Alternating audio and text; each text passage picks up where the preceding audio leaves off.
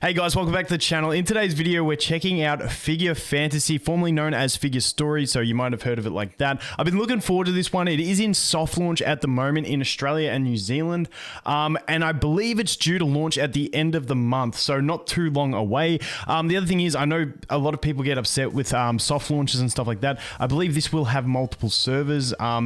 I'll explain more of the game, but these games, I actually like the multiple server thing, so when the release happens, you can jump in and not be completely crippled, but often they do have cross-server guilds and stuff like that. Not too sure exactly how this one's going to work, but I'm hoping that is the way it will be. Just to let you guys know, we're in soft launch. You can probably get an APK. I haven't looked into it because Australia is one of the countries, so I just downloaded it off the Play Store. Only available on Google Play at the moment. Full launch, I'm assuming, will be available on all. But basically, what this game is think Toy Story with waifus and husbandos and like cool mech things. It's pretty much that. Wait, my favorite thing in it is, this. Check this boss out. Looks savage. They gotta make like one of these mech dragons playable. This is like the coolest boss I've played in a game in so long. Let's just jump in so I can show you the actual the boss, just because like it looks so cool. It does look like an actual toy. Like I used to buy a Zoids.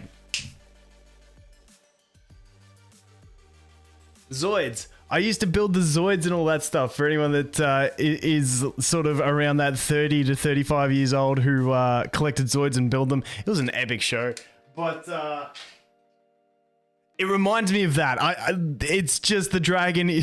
The dragon is too cool. So that's that. I'm not going to jump in here. This is just like a boss battle thing. I like the way they do boss battles. We'll cover that in a sec. So core fundamentals of the game. It's an idle game. I personally really love idle games. I like the fact that you don't have to, like, often with these idle games, they're the kind of thing where you can play for 3 minutes a day and do your dailies and not stress that you've missed out, or they often have a bunch of features where you could actually end up spending 8 hours a day playing if you want to, without feeling like you're just completely wasting your time. So I really do like the idle. It's a good balance. The one thing I want to say, it does look a bit clunky on this screen. I'm having trouble with BlueStacks getting it to run perfectly smooth. On my phone, it runs super smooth. But what I want to show you before we get into mechanics, I want to show you the characters, because the characters in this game are absolutely wicked. As you can see, the designs are just really cool. You'll see often in spaces like they just revert back to like the model. Like it's pretty cool, but the designs are so unique. There's a lot of like really cool stuff going on. So where is the gallery? Let's have a look at the figurine gallery, and this way you can get a feel for them. And they're just really cool. I'll show you some of my favorites. And the other thing is they do have like cool, like anything with a pet. This is like Little Red Riding Hood with a dragon. Absolutely cute as dragon. I love it. You can go portrait. They got really nice 2D arts as well. This dude, you can see we go to detail, and then you can see that. I just think the way they've done their figurine art is so crisp, along with having really good 2D art as well. Like this chick, like you get her for free on like day 2 of just like a sort of login event. But like even like the way like she's got like this unique like sort of Bowser feeling shell, and like the way she uses her abilities, like she goes into like a defensive stance and then it like reflects damage. Just like the way the abilities work tied into the appearance of the characters, which are really unique, I think just makes it really, really cool. I'll try and find some of these other cool characters. So this chick, she's my carry at the moment. She's really cool. Like she summons 3 boxes that like deal damage, but also heal her up. And then her ult does like, you know, like it's like an aerial strike thing. But she's carrying like a pan, but like just the detail in the outfits, like she got the roller tape by the look of it here. I just think they've done such a good job on a lot of these character designs. Like this chick, like it's really cool. But then once again, her portrait's not the greatest, but some of the portraits just absolutely amazing. And like I said, the character designs are just cool, and I'm just gonna sit here and look through more characters because I want to find some of the best ones. Like this like this type of stuff, I just reckon it's wicked. I just think it's really cool. I'm trying to find the other chick that I'm using, because I'm a big fan of like the so this chick's your first purchase bonus, so like spend $1 you get her. I actually summoned one. I'm still free to play at the moment, but this is really cool, and the animations are really wicked as well. Like that robot, it kind of reminds me of Zurg from Toy Story. And that's the vibe I'm going with. But anyway, we won't spend, I've got to get this chick. I'm all about the archers, and this chick just looks too cool. I have no idea what her skills do, but I just want her. She looks savage. Portrait. Looking good. Looking good. Anyway, that's enough on the characters. Let's jump into the actual characters so we can show you like how the figurines or the characters, whatever you want to call them, work. So it's standard idle stuff. You've got 5 main characters that you build. You only got a team of 5. You don't want to level more than that. Eventually they'll give you a thing where like it evens out everyone's level to the lowest level character of your main 5. You sort of level them up, and then you get breakpoints at like level 11, level 21, level 41, level 61, where you can actually unlock extra abilities. So for instance here, if I go your basic info, you're just going to upgrade. It costs these thingy-mabobs. What are they called? Clover stickers and gold to level up. And then when you get to those break limit points, like I said, like level 60, 40, 20, all that, you're going to require some of these stamps to do that. These are their abilities down the bottom. They all have like a basic attack. It's just like has different attack speed and stuff like that. Then this is like their ultimate. They all have an energy gauge that builds up, and then you use this. This one attacks the current target and is surrounding enemies. If more than 3 enemies are hit, it restores the box friend's health. The box friends come from this. She's going to summon box friends, and then like as you go, you'll get skill ups. Summon an extra box friend every one time she uses an ultimate and stuff like that. We've got this one, boost dodge chance and restores health. All those sorts of things. So basically the way you have it, you've got one active skill, one sort of secondary skill, and then this one's your basic attack, and then this one's also like always like a passive. And these passives are normally the same across the board. Like there's like 5 or 6 of them that I see, and then they carry across most characters. But as you can see, this is the basic way you go. And then we do have parts. I've got an upgrade that I can put on. You're gonna upgrade your parts, which is basically just your clothes. We do also have something here called badges, which you can get, which have added effects as well. I haven't actually grabbed the badge yet, but you get the gist. It's the general idle sort of upgrading type system. As for, I'm not going to go through all this stuff. You got club, which is like your guild. You do unlock more stuff in the guild, but I've got to get to 6 to actually get that, which I should be able to do today.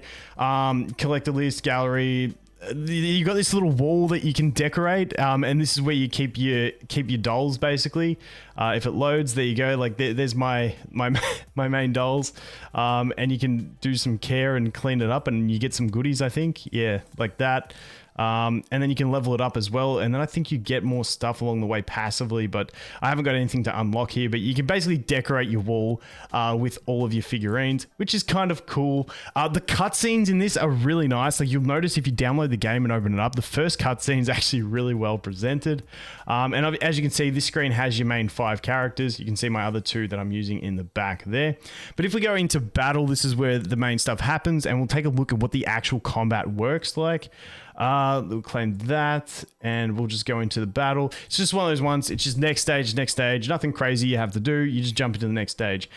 So you get 5 characters. Now you can see these arrows coming out of my support character. Some support characters have like an ability where it's like it increases their attack and energy at the start of the battle if they're within range of it. So these 2 won't get it because they're not in range, but you got to work on your positioning. So it's 3 rows. Enemies always attack the thing directly in front of them. Unless there is nothing, then they move to the row beside it. Is the general gist the way it works. You'll get a feel for it once you start going. I like it because it is different with this sort of placement. It feels like you can really impact it by your positioning and stuff like that. But you know, you can change your characters, stuff like that in your order. I think I'm losing this stage. That's why I'm actually staying here, because I'm stuck.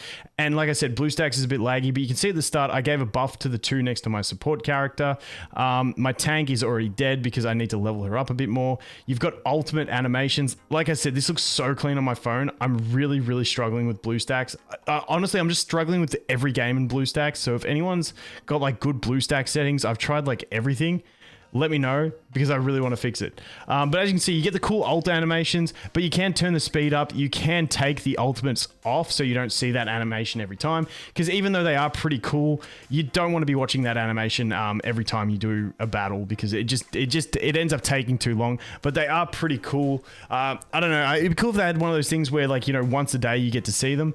But yeah, you get to that point where you're stuck. You can swap your formation, swap characters, all that sort of stuff. There's all this floating text I think there's a setting to get rid of it, but I don't know. So I haven't figured that much out. But like, for instance, I can just collect my rewards. So we might go ahead and upgrade. For instance, my tank is dying way too quick. So that chick's my tank. So let's go upgrade her a little bit. Pump a few levels into her. So this is what I was talking about. We're at this point now where I can upgrade her to level 41. So I need some of these tickets, which I do have plenty of. We can upgrade, we can go confirm, and then we can go to design letter. We can sweep to get those things. You get like sweep tickets that you can use to get these upgrade materials. And then that is going to unlock me this ability. Has a 25% of a chance of reducing damage taken by 50% when attacked. Really nice passive. And then we can jump back in. And that's probably going to be enough for me to actually win this, because I just need to take the heat off of the rest of my team a little bit, and this might allow me to get a heal in before they actually drop her. So let's have a look. Like I said, once again, apologies for blue stacks. It's driving me crazy in every game at the moment, but can't really help it at the moment. So there we go. We got the heal off. So my tank is going to get an ult, and like I said, I feel really bad because this looks so good on my phone. But let's jump in. Pew, pew, pew. Like, the animations are clean. Even with the ult animations off, like, you still get like the semi-ult animation. You just don't get the sort of cutscene part of it, but the ult animations are still quite nice. And now it does have stamina, but the stamina isn't really a big thing. It's just basically to avoid botting is the way I understand it. So if we click here and we try and see what stamina is, you need to spend 1 stamina to enter your story stage. When your stamina drops to 0, your figures will be too exhausted to start a battle. Stamina restores over time, 10 points every 3 minutes, up to 15 points. So you basically, in 10 minutes, you'll be able to just spam them again. It's just basically because in a lot of these idle games, people just run macros where they just repeat a stage a million times and then hope for the RNG. This is just avoiding macros is basically it. So like, it's not like a stamina game. It's just, I feel like that's just a failsafe. Past that, what else have I unlocked so far? Sacred Tour. Now, this is where you go to get those, it's basically just preset teams, and you've got to do the right formations to win it. And then you can sweep these things to get more. So, for instance, if we go here, this one, I think this one's just going to be an easy one. So let's get rid of that. Let's put her there. Maybe I'll put her there so she lives. I think that's the idea, maybe. Clear with her at full. Okay, so the objective is to clear it with her at full HP. So I'll put her there so that thing doesn't shoot through the enemies, and you can get the gist. So boom, boom, boom, and I should get an ult.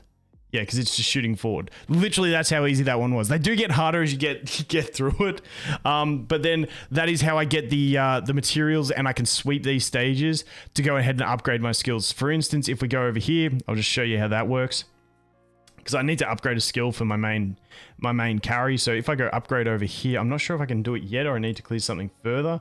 When I go here to design letter, you'll see like, okay, that unlocked this, which I need to sweep there. So I can just do one-time sweep, and that gives me everything I need for that skill upgrade. Now I've just got to get up to 2-6 for that one, 2-3 for that one, and 2-5 for that one. And away we go. Then I can just sweep away, get my upgrades, and upgrade my skills. So that is how that is going to operate.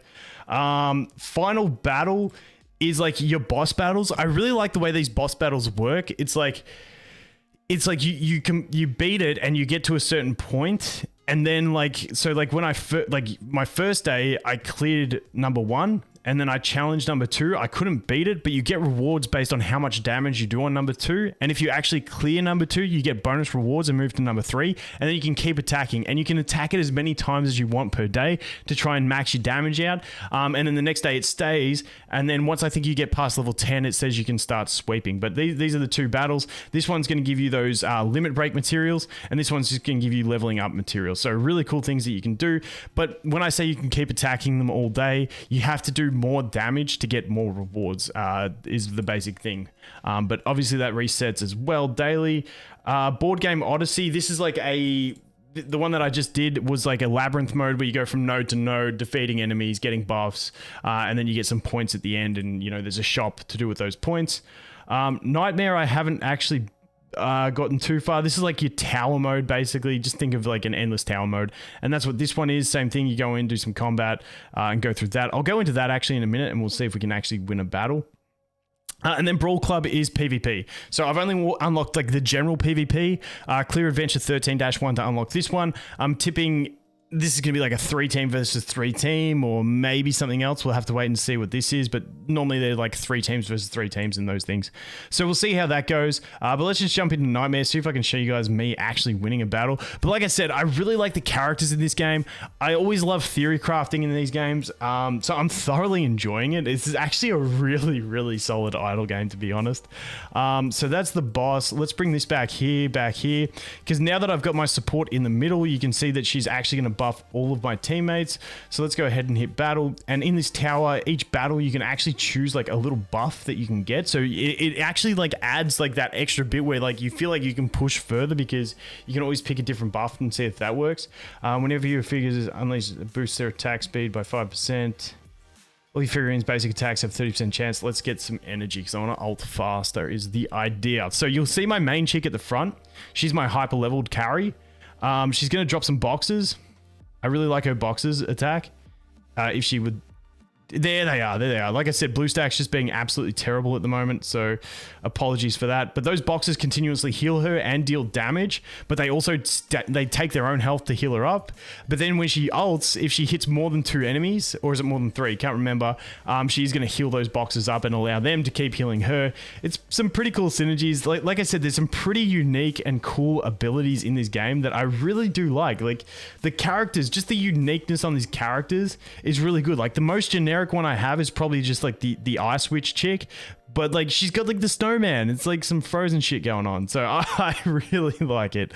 But anyway, I think that's pretty much it. I don't know how much content, because there's so many games I'm playing at the moment, I don't know how much content you'll see from me from this game like in the next week, but definitely once global launch happens, like a week and a half away, you'll see a lot more from me. But that is pretty much it. Like I said, standard idle game, but with a really nice aesthetic and some... It just feels nice playing this game. That's all I can say. It's a really cool concept. Toy Story with waifus. I love it. But anyway, guys, that is going to be it for this one. Thanks for watching. Hope you have an awesome day, and I look forward to seeing the next one. Cheers.